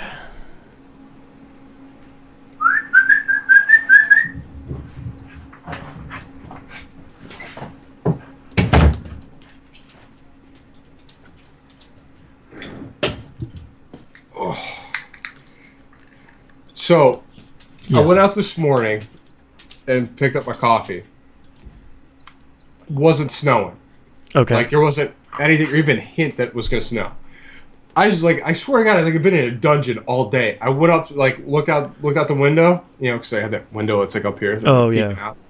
You know, my spy window. Yeah. So I'm up there looking out, and it got like 4 inches of snow on the ground. What the hell happened? Jeez. Hi, kitten. You're gonna come and put your paw on my face again? Can't wait to play it. Can't wait to play Richard. Hey, tips. Shredded like a julienne salad, man. Oh, man. All right, I'm ready to... Dimebag315 says, I can't wait to play Witcher. Any tips, Boston? My biggest one is just kind of get over that first hump. If you can, just kind of sit down and play through that first Witcher contract with the Griffin. And after that, I would say try to craft a lot of those Witcher armor and weapons sets. A lot of those are really good, and don't do what I did where I was like, oh, I made all this stuff, and then sell it to some random vendor. You can upgrade each one of those pieces of armor. So like every 10 levels, you can make it basically twice as strong as it was before, but it'll require the previous tier's piece. And once I did that, I kind of just blew through most of that game. But yeah, just enjoy. It's so good. Play a lot of side quests. Almost all of them are good.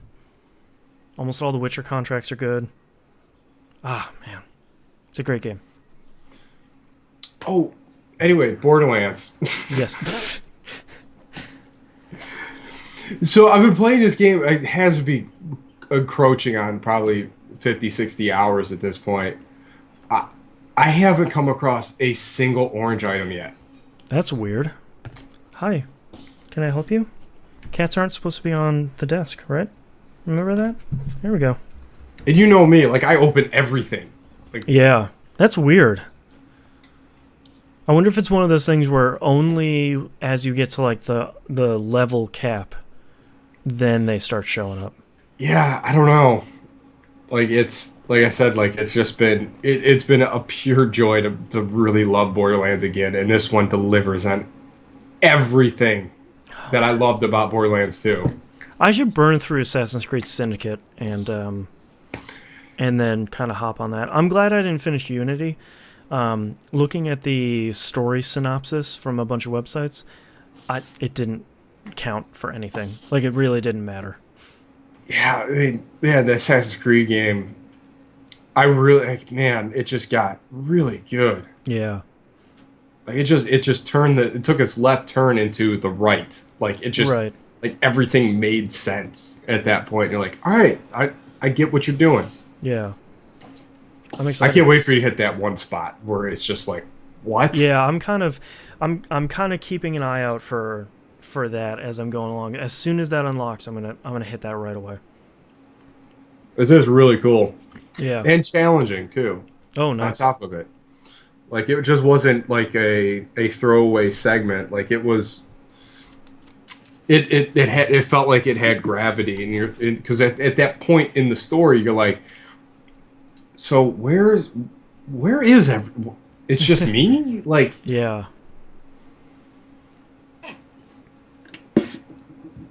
And plus you get to see what's her name, like at her apex too. Oh, one of the Like space there's ladies. no the chick assassin. I can't remember her name right now. Oh, Evie? Evie. Yeah. You'd see her at her like. There's no upgrades to get in there. She's already decked out. Oh, nice. Like you have your full complement of everything that you are working towards in that. So it kind of gives you like this little taste of what she's capable of. It's fantastic. Wow. Looking forward to it. And the olive green outfit's kind of cool too. Oh, we'll have to look out for that one. Well, no, because it's like her default in that mode. Oh, like, okay. It's olive green like World War II, like army issued assassin's garb. Right. All right. All right.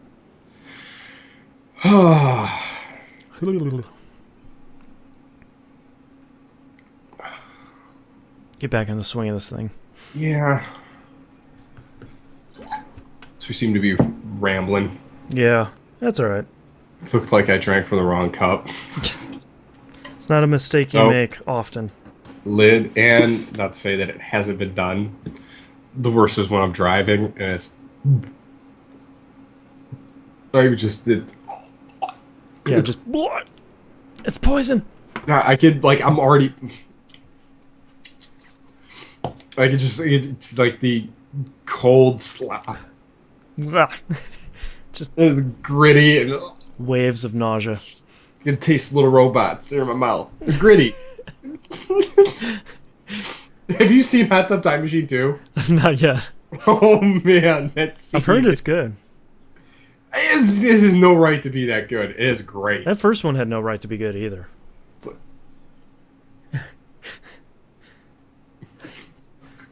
All right, let's bang out this last segment here. Alrighty. Whoops. Nope, I'm Ready? good. Yep. Alright, ready in 3, 2, 1. Welcome back, everybody. We got releases this week for January 11th, 2016. Happy New Year. Gone Home for the PlayStation 4 and Xbox One. Still haven't played that. No, nearby. Oh, I'm gonna go. Don't go to sleep. All right, Sleep. go the sleep. All right, Banner Saga for the PlayStation 4 and XBO. I might have to pick this up now. I mean, everybody says it's really good, and I like strategy RPGs and Vikings, so I do like Vikings. why not? I did like what was that game? Gladius. And the Yeah, Xbox was great. I forgot about that It game. was weird. Like I like weird games. You like Viking RPGs? Oh, except for Viking. That game was just Yeah, bad. that wasn't very good. Battle for Asgard. It's well enough that I remember it. Your hate burns so brightly. It does. But our soul lives on. All right. Assassin's Creed Chronicles India for PlayStation 4 and PC. That reminds me that I didn't finish the first Assassin's Creed Chronicles, so I should probably do that because a 2D side-scrolling Assassin's Creed actually worked pretty well. But Ezio's not Ezio voice kind of freaked me out. So Oh, that's weird. yeah, it was really strange. Strange auditory. Uh, uh, I gotta write that down. Strange. Auditory. Auditory. I don't. Hey. All right, let's talk about news stories. Pre-orders for the Oculus Rift went up. It is $600. I'm surprised it's that cheap.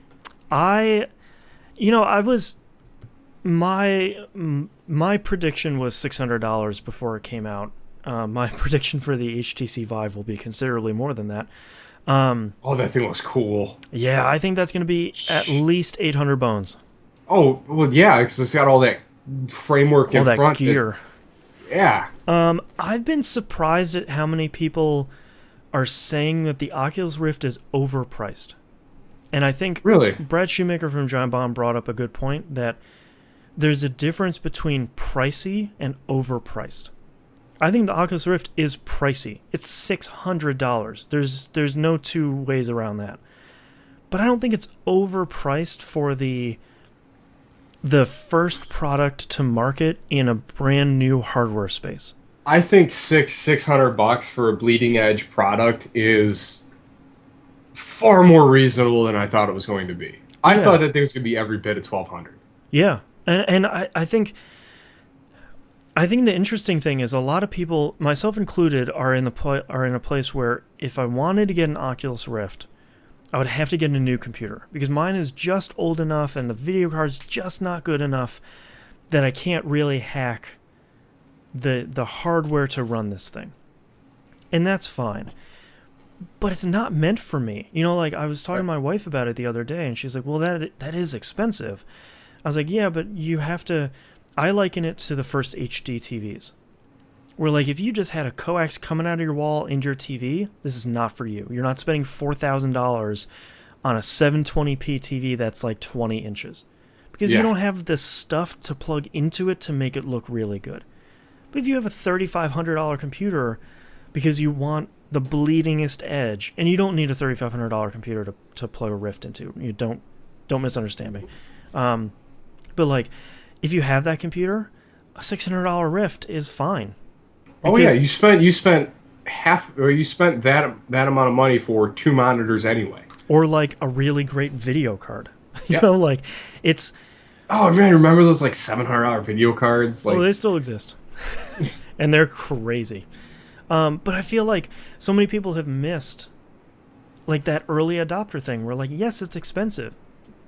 And if you really want to get into VR, that's probably a good start. If you want to get the Samsung Gear VR, if you have a Samsung phone, the barrier to entry is lower there. Don't forget your phone is subsidized, so it's going to be about the same price at the end of the day anyway. But I'm just so surprised at people being like, "Well, I thought it was going to be $300." It's like, well, that's cheaper than a console, so yeah.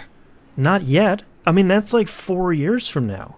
Well, I mean that's the thing because now this thing is coming to market, and but we've been talking about it for the last 4 years. Yeah. Like that's probably where like the entire ethos of this new technology is, because we've been talking about it for so long and never had a price tag on it, that it seems like it's something that's been around for, like I said, 4 years. Why is it $600? Yeah, But that's a good point. And I mean, it's Palmer Luckey did come out and say, like, oh, it's not going to be $600. He said that like a year and a half ago. They didn't have a yeah, price at that point. Like, and I'm sure they were probably $600. They're probably losing a little bit of money, if not cutting exactly even at $600. And that makes sense why they, partnered with Facebook and got purchased by Facebook. So Facebook can eat that loss for a little bit, hoping that it eventually gains enough traction to sell enough units to kind of flip that switch to saying, all right, well, we're losing a lot here, but now it's hit, you know, now it's got market saturation, and now it yeah, becomes popular. yeah, and the price will start dropping, the components will start dropping in price. So, I expect over the next year, the components in that thing will drop price, so their margin, their profit margin per unit will start increasing slowly over time. Well, I mean, even look at the increase in technology from when this started to begin with. Like Like the advances in LCD technology have been great.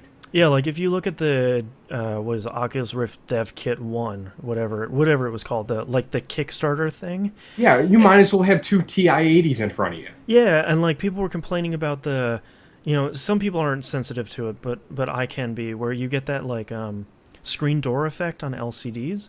Yes. Both of those things had it real bad, and they were real close to your eyes, and you could tell it.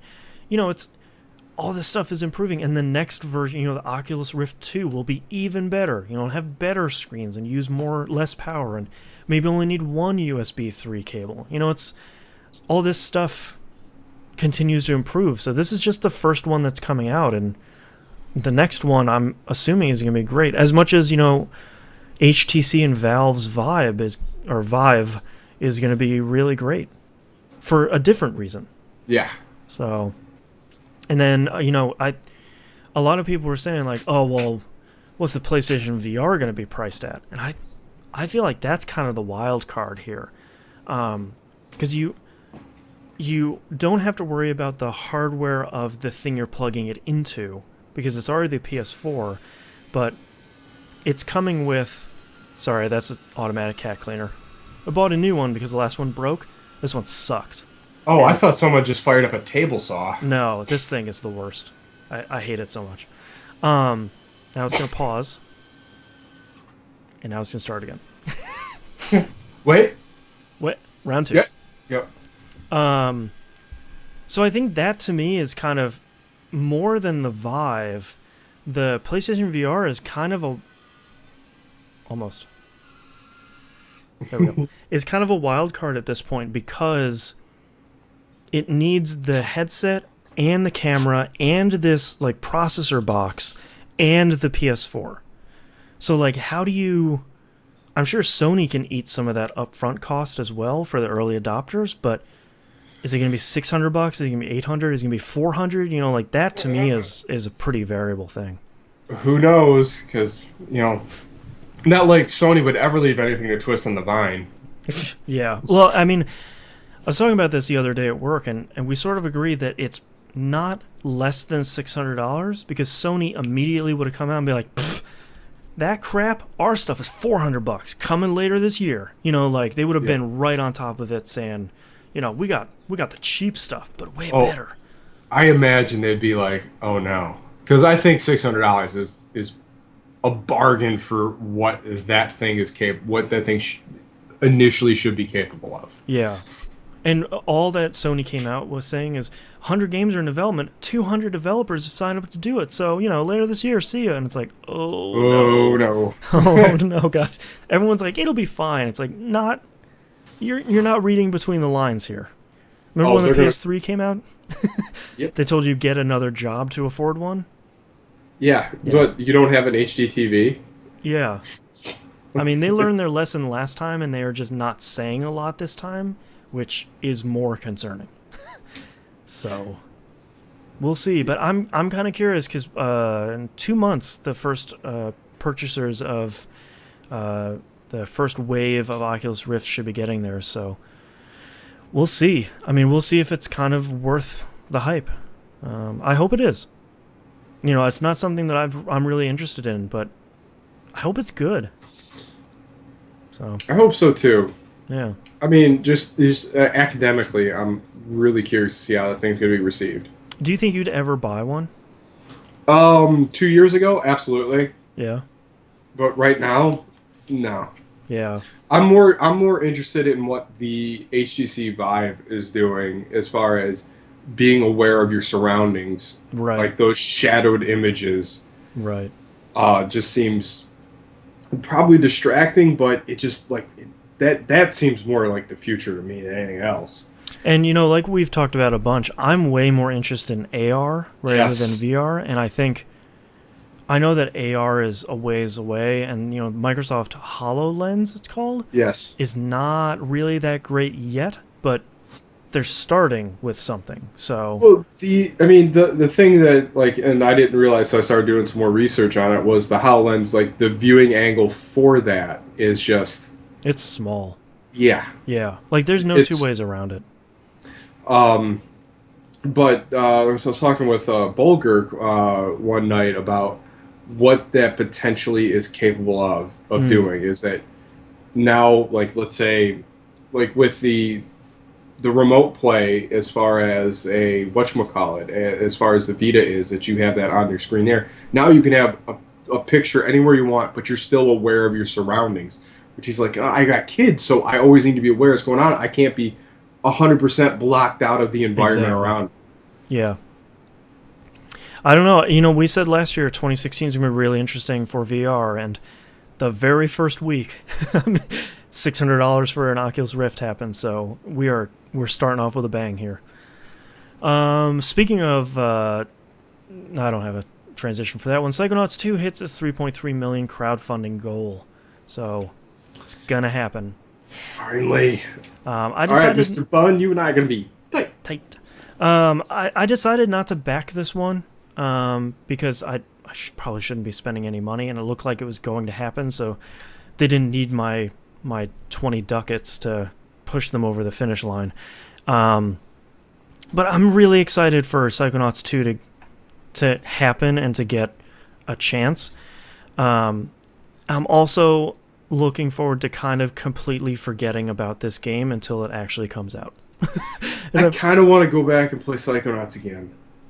I mean, after they patched the PC version, I feel like that's probably the version to play because they fixed the ending and they kind of resolved some of the little bugs that happened here and there. And that and the resolution. Like, oh, yeah. It looks glorious. And I mean, it's an old enough game that you can kind of pump that thing up pretty high and still have it run really nicely. Psychonauts. One of these days, play through it again. We talked a lot about Assassin's Creed in the first half of the show here, but the Kotaku is reporting on a rumor that Assassin's Creed might be skipping 2016, which would probably be a good idea. Yeah. And the next Assassin's Creed game coming out in 2017 might be set in Egypt. I heard that and I went, okay, yeah. That could what's be on good. top of the pyramid? I'm so excited. Yeah, what's the secret of the pyramids? Piece of Eden. Boom. Credits. That's...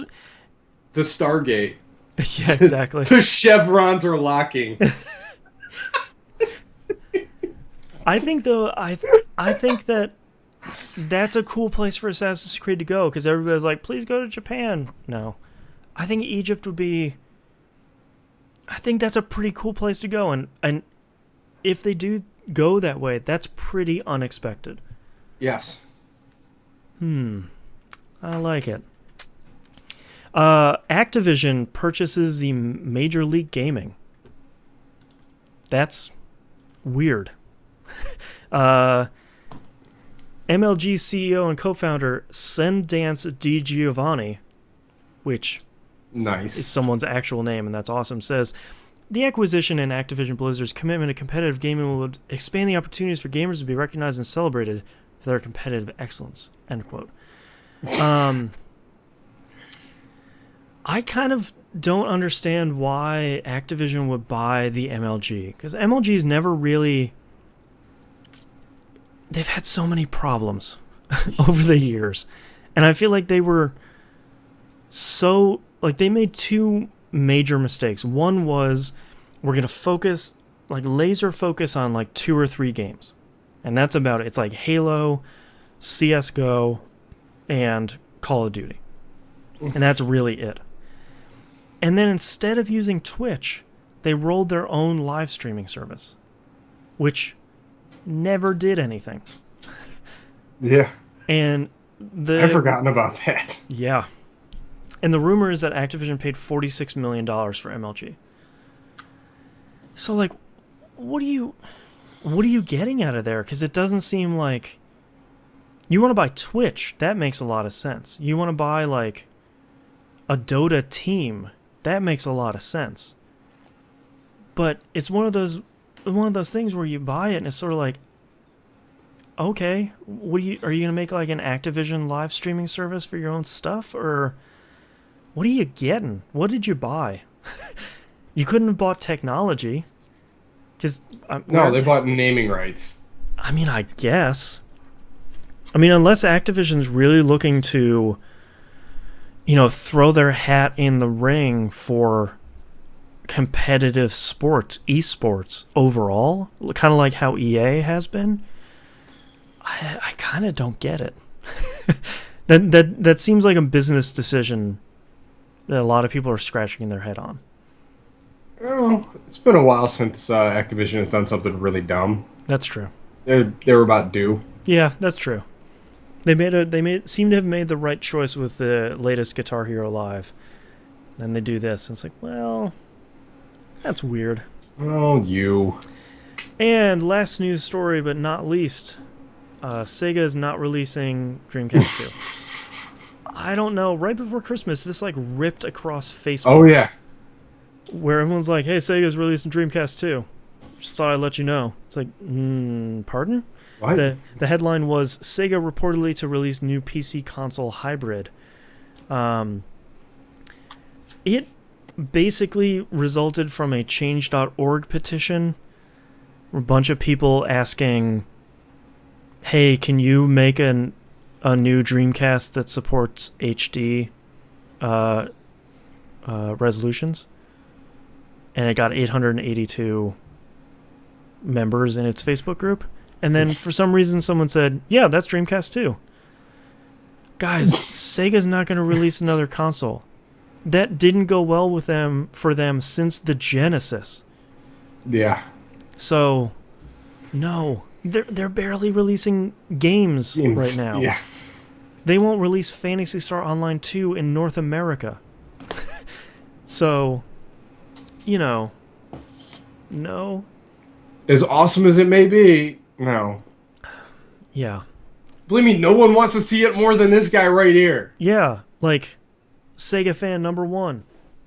Would love to see a new Dreamcast. But not going to happen. I'm sorry. Let's move on to tweets. All right. Adderblack39 writes, Happy New Year, lads. Happy New Year, sir. Yes, sir. Will you guys be tackling your piles of shame this year, and which games will they be? I feel like this is a real, like, New Year's resolution thing where it's like, all right, this year, I'm going to beat more games than I buy. I'm going to be really good about not pre-ordering stuff. I'm not going to buy stuff as soon as it comes out. Talk to me in like 2 weeks. I'll be like, yeah, I just bought this brand new game. I don't have time to play it, but, sitting on the shelf, $60. I'm my own worst enemy. I think the only thing I really have after Handsome Jack Collection, I think Tomb Raider. Oh, yeah. I think that's it. As far as I've already discounted, like I think out of all the games I bought for 360, I think I maybe have 5 that I didn't finish, but I played them all. Yeah. So I don't think my pile of shame's all that deep. But as far as buying stuff on day one, I don't know if I can change that. That's just in my DNA now, guys. Yeah. I don't know, I just get so excited about games I care about. And it's not even like, it's my own hype machine. It's not even like, oh, did you see that cover for Game Informer? Oh, it's just sort of like, man, I bet that game's going to be real good. And I think about it, I was like, yeah, it's going to be. Let's check it out on Amazon. Whoops, I bought it. It's not even... Oh, yeah, that one-click buy. Oh, that gets me, man. Yeah, so I would really like to beat more games in my backlog, especially stuff like Asura's Wrath, like Remember Me, like a lot of these games that are getting voted for Game Club games. I'd really like to play them and really like to stream them, in the hopes that like more people can see some of these games, and it kind of pushes me to continue playing these games because people are kind of waiting for them on Twitch or YouTube. I'm hoping to, sort of knock out more of my backlog there, but we'll see how it goes. It's still early. yeah. We have a lot of year left to go. Yeah, I'm still like I'm really stoked for Asura's Wrath because man, I played that game a lot, and I really hope they could play through or they would get the DLC for it too because that just gets even crazier. Well, and the great thing too is it's so short. Yeah, it's you can sit down one session, maybe two, and just kind of bang that thing out. Oh man! All right, let's move on to emails. All right. We have Damien, aka Cerebro, aka Cerbro. Hey there, guys! I just want to share this quick anecdote with you because you're awesome. First time I played Dead Space, I was pissed my pants scared. Me too. The game's great. The game's perfect. So good. I'm not good with scary games, but this game was something else. Anyway, I'm crouching in this elevator, waiting for something to jump out at me, and all of a sudden I fell through the elevator map, which happened to me, and ended up at the bottom of the elevator hole. There were no graphics, only darkness, but I stopped falling, so that made me think for a second, is this a bug, or is this something scary and psychological about to happen? Which also happened to me, where it's like, oh god, have I finally lost it? You just got eternal darkness. Yeah, exactly. I froze for like 30 seconds for something that happened before loading up my save. It sucked, but it's also crazy memory for that game. Do you have anything like that? Any glitches or bugs that accidentally added to the game experience instead of ruining it? Keep up the awesome work. I actually have a really recent one, and I charted this fun on Twitter. I ran into some really crazy bugs the further I got into The Witcher 3. It seems like the more I finished in that game, the more the seams started to come apart. And I was doing... It's breaking reality in Witcher. Yeah, and I was doing this... there's these series of horse racing... it's not really minigames, but challenges near the end. I was doing all of those, and I get to like one of the last ones. And I started up, and Geralt is riding on his horse, and as soon as the mission starts, I fall through the world. And like the other racers are just winning. So I was like, alright. I like hard crash my game, load it back up, and I load the save, and the two horses for the other two riders are next to me, and they don't have anybody on them, and it's just me racing against myself. The horses never move. I'm just in a race by myself, and I was like, all right. That's a good glitch. It's a guaranteed win. I like this. I can take this one real slow. So that's one of my more memorable ones where I was like, okay, Ghost Riders, cool. I win. Thanks. Now, outside of the crazy clipping, I think probably one of my favorites was playing Crackdown 2. Just the weird spots bodies ended up. Oh, yeah. They're always Especially great. with the Or they're harpoon all gun. getting all stretchy and stuff and weird arms. And it's always fun. Yeah. Open world games are great for that. Yeah. There's just like one of those famous GIFs from, I think it was GTA 3 or San Andreas, where somebody just turns a corner and the edge of the world is there, and cars are just driving straight off the edge of the world. And it's like, cool. There's some of the Skyrim ones were great, where that dude's like ends up mounted on the head of the horse and he's just spinning like a Yeah. pinwheel. Yeah. Or some of those Red Dead Redemption ones where it's like a horse riding another horse, and like a woman's on top of like 3 horses. That stuff's great. Next email is here from Sam L. It says, hey guys, I'm a huge fan of the show. Thank you very much. Thanks. And I decided to pick up Tales from the Borderlands under your recommendation. TVGP's best game of 2015. Yes, it is. It's definitely one of my favorite games of the year, and after I finished it, I was struck with a question. Would you prefer that Telltale leave it as an amazing 5-episode game, or release a second season? It definitely seems open to another 5 episodes of fun, and as a huge fan of the characters, I'd be glad to see them in action again. But what do you think? But do you think that would put the series at risk of having flaws or bad writing? What do you think? I think Borderlands lends itself to tell an infinite number of stories just from that alone, Yep. because there's so many threads you can tie into that. And I think we touched on it with the spoiler cast, but I don't know if we touched on it on the show. That I think we were kind of hesitantly saying, like, all right, if you want to make another game like this, that'd be cool, but maybe tell somebody else's story. Like, maybe take all of these characters and just leave them be. They've already had their tale. So Yes. we're, no pun intended, but, you know, what is somebody else doing? Like this, like you have the great point of there's so many stories you can tell in this world that, you know, why not tell more stories? Well, yeah. I mean, you already tied up Handsome Jack and Scooter, and all these other, weird side characters that come in and out of that. But you have, I mean, Zero made an appearance in that game. Yeah, I mean, what's he doing now? yeah, like, I mean, you could have Mordecai, even though like I love what they did like with the pre-sequel with them capturing Athena and having this story, Yeah, and then having that like this like I love that I played Tales from Borderlands first that reinvigorated my love for that series or this universe, yeah, and getting to see how all these characters intermingle with each other and why why the Vault Hunters are like this special sect of people. yeah, Like I really hope they're working. No, they probably are. Would have to be working on a new Borderlands game that has another group, like that. Just like this group of 4 just keeps multiplying itself out, and it's yeah. who knows. Their writing is really strong, and man, what 2K Australia did with pre-sequel has blown my mind so far. Yeah. Oh, man. Next email here is from Chris L. from Manchester, titled Wasteland Survival Guide. Hi, guys. Hope you had a great time over the holidays. It was all right. Thank you. I finished up Fallout 4 before the new year, grabbing all 1,000 achievement points, which is crazy. And I thought I'd mention a few things for players who might be struggling to get grips with the game. Spoiler-free, of course.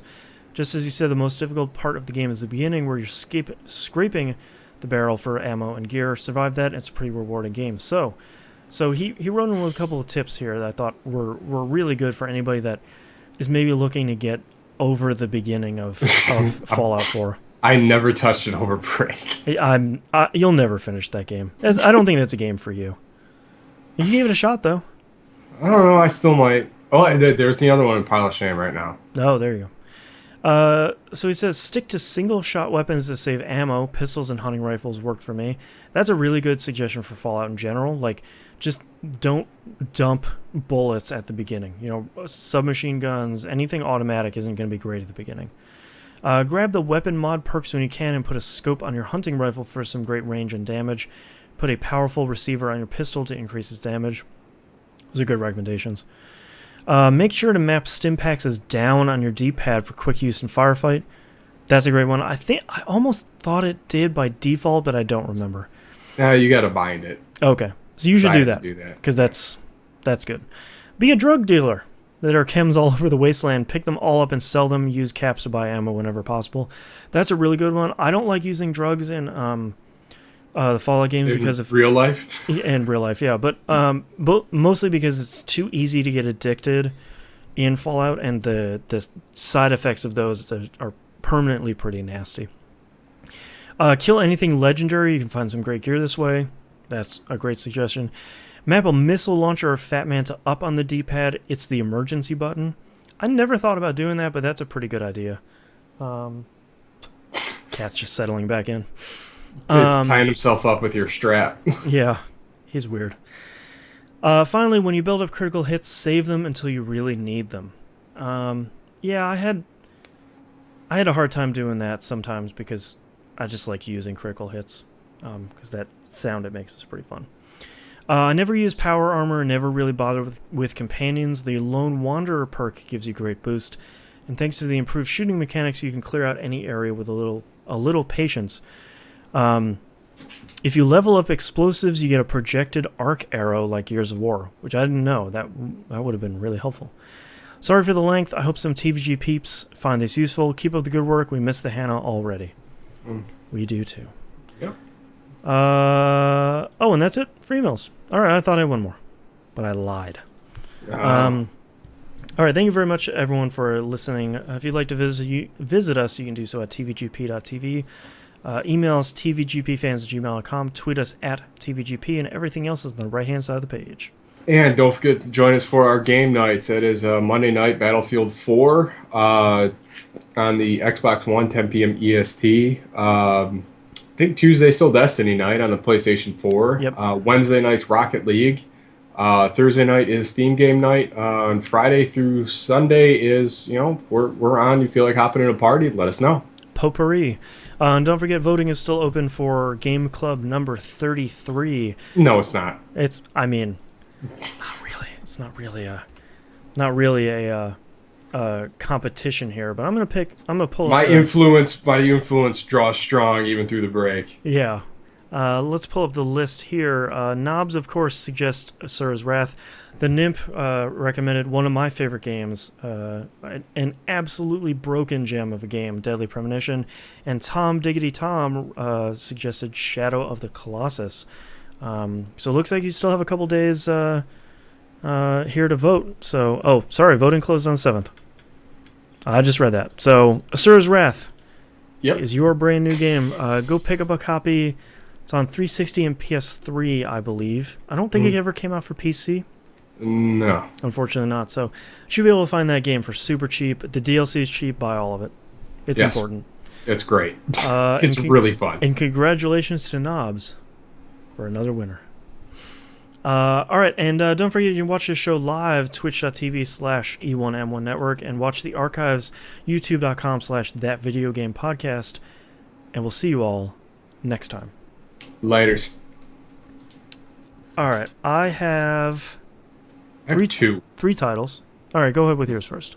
I have Fantasy Batman. I have that one. I like that one a lot. And the chevrons are locking. The chevrons are locking.